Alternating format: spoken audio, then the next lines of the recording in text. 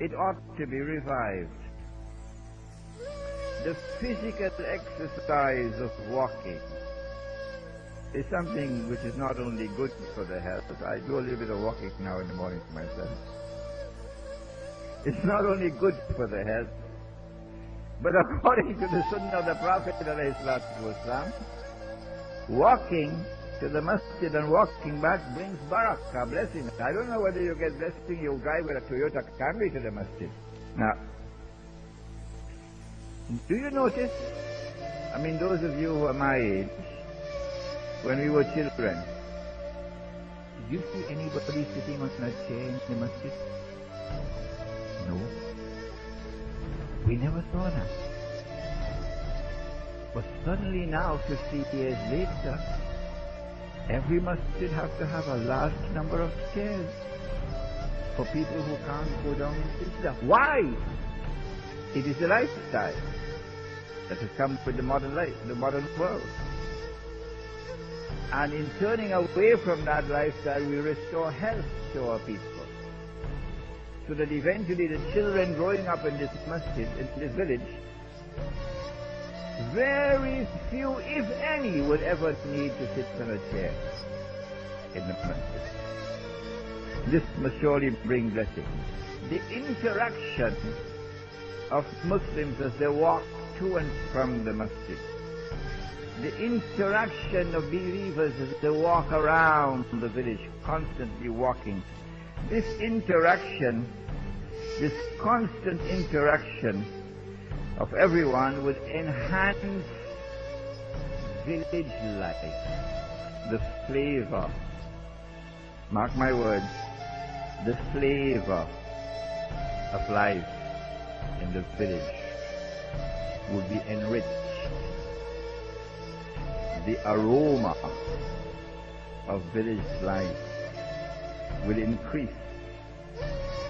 The splendor of village life would be something to be enjoyed, something far different from today where you don't even know who your neighbor is.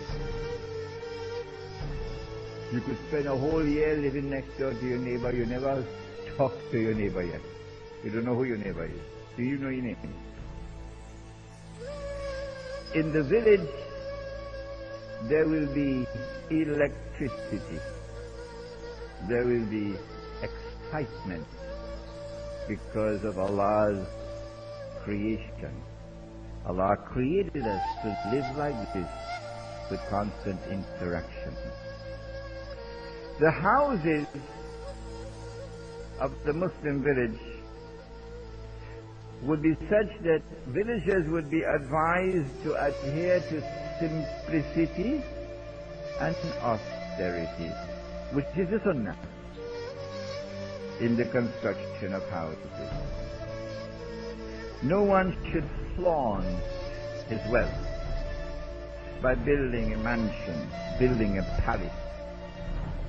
Villagers would be encouraged, would be assisted in the effort to build houses which would, as much as is possible, be in harmony with nature. And so you probably would not need air conditioning. A toilet. I seem to remember that when you enter a toilet, you have to enter with your left foot. Is it true? Come on, shake your head, man. Huh?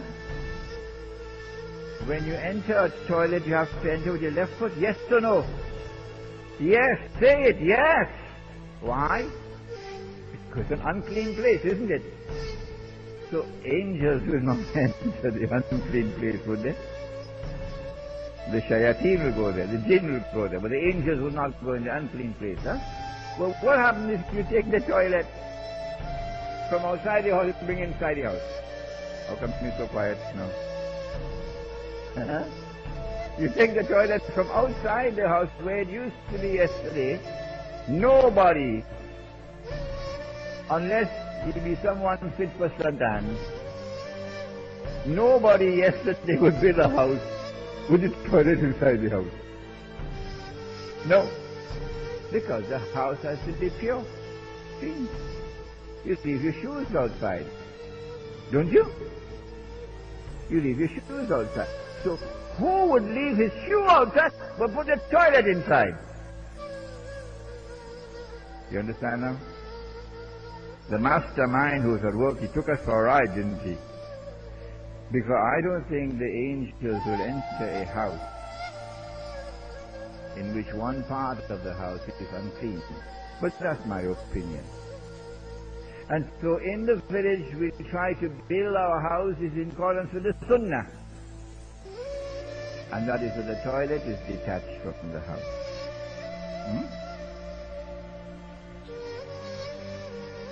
The masjid. The village will have only one masjid. It will be located in the center of the residential area. The Blessed Prophet ﷺ said, I leave behind me two things. So long as you hold on to them, you'll never go astray. The Book of Allah and my Sunnah.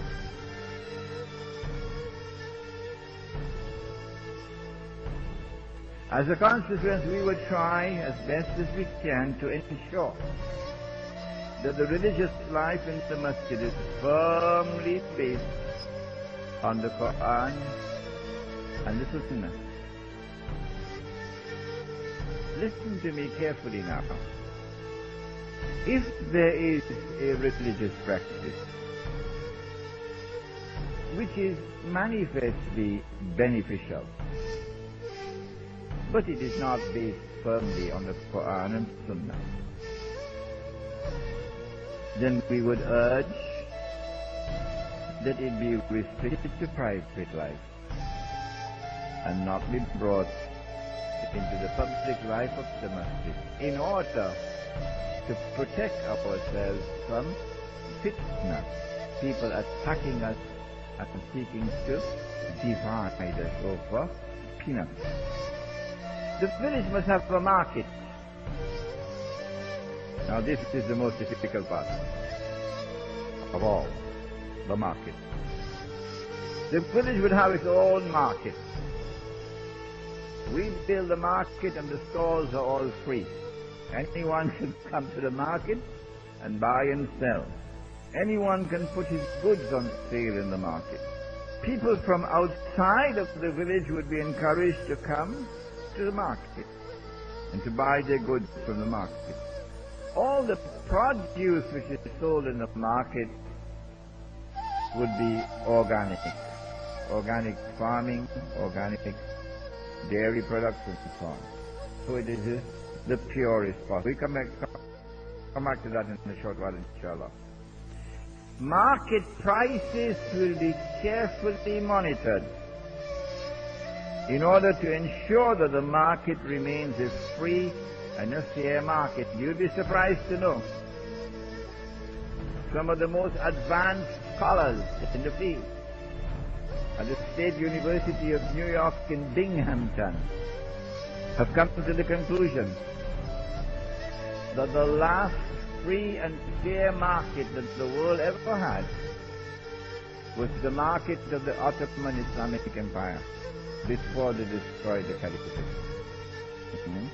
So when we hold a lecture on riba, inshallah, the subject would be explained. Eventually, the village would restore Sunnah money to the market. But I don't want to confuse you today, so we're not going to take up that subject. But that subject will be explained, inshallah, next month when we have the lecture on Islam and the international monetary system. Cemetery. Isn't it Sunnah to go to the cemetery?